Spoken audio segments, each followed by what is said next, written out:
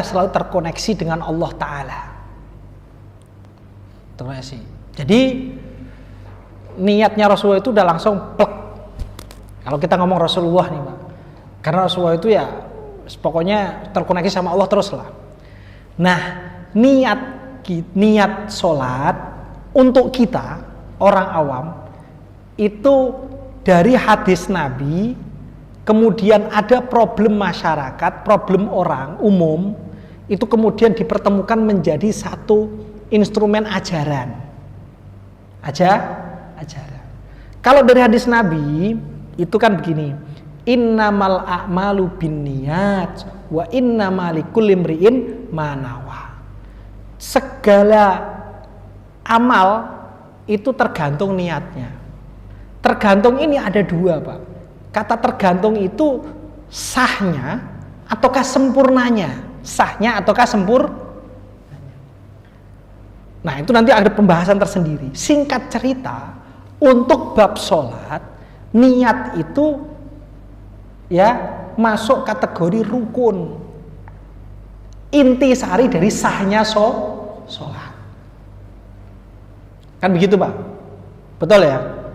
Pertanyaannya, niat itu isinya apa? Niat itu isinya apa? Niat itu di mana? Ya niat di hati, niat di hati. Namanya niat jadi hati. Semua orang sepakat itu. Pertanyaannya, niat di hati itu bagaimana menghadirkan niat di hati? Saya ulangi lagi, bagaimana menghadirkan niat di hati? Nah, bagaimana menghadirkan? Isi yang dihadirkan apa? Isi yang dihadirkan apa? Maka isi yang dihadirkan adalah pertanyaannya, amalan apa yang hendak dikerjakan? Sholat. Berarti harus hadir namanya niat sholat. Terus yang dihadirkan apa lagi? Sholat apa? Kan sholat kan banyak, ada asar, ada maghrib, ada isya. Sholat apa? Duhur. Duhur. Berarti kata sholat dan kata duhur. Duhur itu apa? 4 rakaat. Jadi ada kata duhur, ada kata 4 rakaat. Untuk membedakan, karena niat itu membedakan antara satu pekerjaan dengan pekerjaan yang lain. Dan itu di dalam hati. Kapan ngerjainnya? Di dalam waktu apa di luar waktu? Kalau di dalam namanya adaan. Waktunya kapan dong?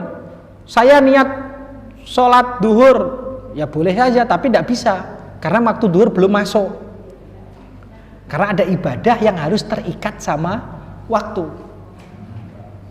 Berarti harus ada kata waktu di dalam sholat. Sendirian apa jamaah? Ya sendirian, ya sudah sendirian.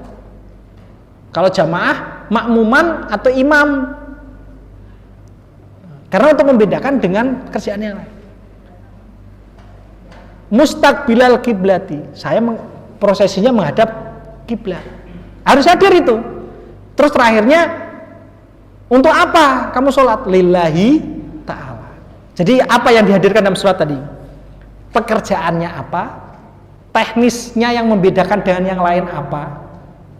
Betul Pak ya? Waktunya kapan kamu kerjainnya ini? Posisinya ngadep Ka'bah. Untuk apa? Lillahi ta'ala. Berarti 5 ini harus hadir di dalam. Kalau enggak berarti enggak sah. Kenapa? Karena nanti akan terjadi tumpukan antara hati dengan perbuatan, ada perbedaan. Nggak boleh. Ya, namanya niat sebuah pekerjaan itu artinya harus padu, harus padu. Kalau Rasulullah karena hatinya selalu tomakninah tenang, sahabat juga tenang, ya langsung kena itu 5-nya. Ternyata manusia Islam menyebar ke Eropa, menyebar ke Jawa, menyebar ini. Manusianya macam-macam. Ada orang terburu-buru, ada orang kepikiran utang, ada orang ke ini. Sehingga dia bilang Allahu Akbar. Niat belum ada, niatnya belum masuk. 5 ini belum masuk. Nah terus gimana? Harus ada solusi. Kenapa? Kalau tidak selesai ini, batal sholatnya. Karena sholatnya itu sah tergantung niat sesuai konstitusi hadis. Tapi bagaimana 5 ini hadir? Orang pasar buru-buru. Apakah yakin 5 ini nempel? Nama pekerjaan, jenis pekerjaan, ya. Nah, supaya mudah, ulama bikin rumusan. Makanya disebut talafuz bin niat. Talafuz itu bukan niat, mengucapkan niat. Jadi ketika dibilang usolli fardhuhri, ngomong ini Pak, ini dalam rangka bukan dalam sholat. Ketika bilang Allah, lafal ini diulang kembali di niatnya, di hatinya, supaya 5-5-nya hadir. Kalau itu nggak ada, sholatnya batal. Paham Bu ya? Jadi lafalnya itu membantu menghadirkan niat. Makanya karena dia sifatnya membantu, berarti sesuatu itu baik karena membantu.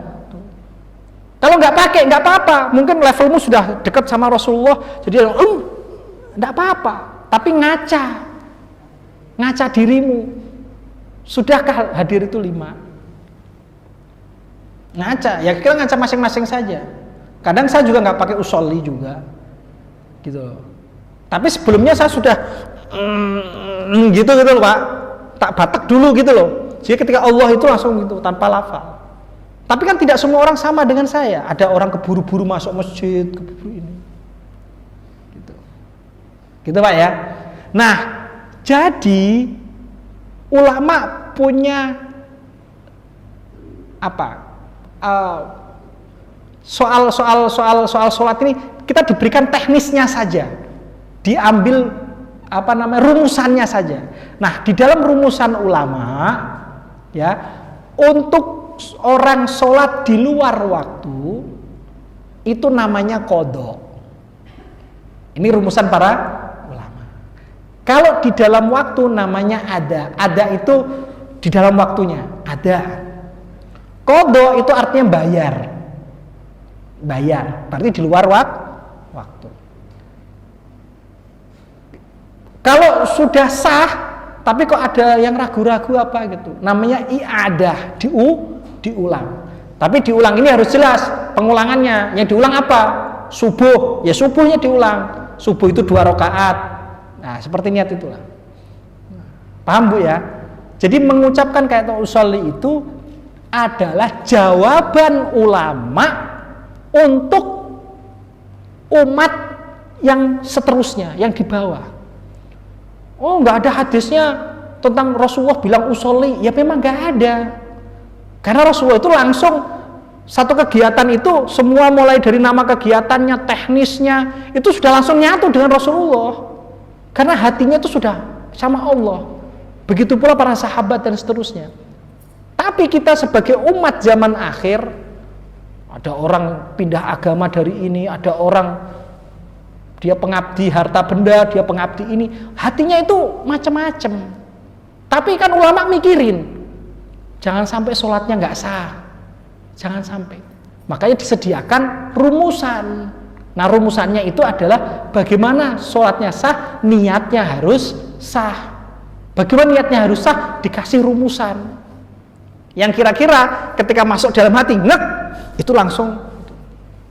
Karena itu minimal begitu Pak. Jadi minimal itu dia bilang Allah, kita bilang ini hati harus sudah langsung bilang saya niat sholat duhur 4 rakaat ya makmum lillahi ta'ala tepat waktu. Itu harus nempel semua satu level satu teks itu harus level hati itu. Bar. Jadi A sampai bar itu waktunya harus sama-sama plek, sama-sama waktunya bareng. Jualan di pasar, yang kemudian dari toko, dari istirahat, habis makan siang kenyang, bisa menghadirkan itu. Kalau bisa ya nggak apa-apa, langsung saja. Tapi kalau nggak bisa, ada solusi, yaitu dilafalkan dulu, nanti lafalnya itu diulang kembali di hati saat bilang Allah. Jadi beda antara niat sama melafalkan niat. Niat itu rukun wajib, melafalkan niat itu ngebantu menghadirkan niat dalam hati. Kalau nggak ada niat, sholatnya tidak sah. Itu solusi dari ulama. Bukan ke ulama bikin-bikin itu, bukan. Itu solusi. Kalau nggak dipakai nggak apa-apa. Tapi yo ngaca, ngaca. Bisa nggak menghadirkan itu? Tapi kalau nggak bisa, ya tahu diri. Ini ada solusi. Gitu Pak, paham ya soal bab niat ya. Nah, gitu Pak. Jadi kodoan karena di luar waktu untuk kita. Saat bagi Rasulullah, ya udah Rasulullah Allahu Akbar itu sudah hatinya wud ke Allah Taala. Ya gimana Rasul itu sebelum balik, ya saat main-main sama temennya dipegang sama Jibril, dibersihkan hatinya. Sebelum jadi Nabi dipegang lagi sama Jibril, dibersihkan hatinya. Ya. Itu riwayat kan banyak. Itu Rasulullah, jadi hatinya langsung nyetrum. Nah kalau kita kecil-kecil disuruh berhemat, ya. Terus nanti kalau disaki uang saku sama orang, disuruh main apa namanya investasi. Investasi pertama itu ngasih duit kepada orang tuanya, investasi bodong. Jadi mestinya diberikan sepatu untuk kewajiban orang tuanya, tapi dipakai dari uang tabungan anaknya. Jadi pertama investasi bodong itu yang ngasih duit ke orang tuanya. Hatinya udah penuh dengan begitu. Nah ketika balik bilang Allahu Akbar, ya apa ya bisa langsung wup begitu.